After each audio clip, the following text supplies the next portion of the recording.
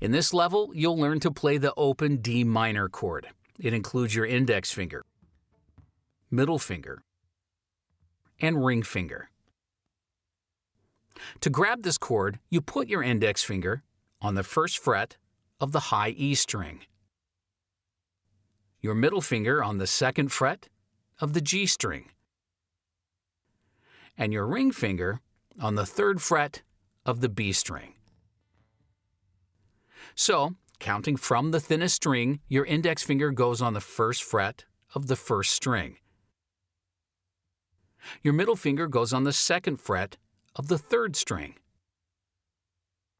And your ring finger goes on the third fret of the second string.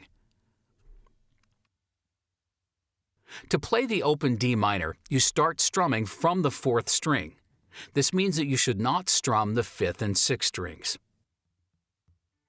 The following lessons will teach you to grab this chord one finger at a time, but if you want, you can jump straight to the full chord.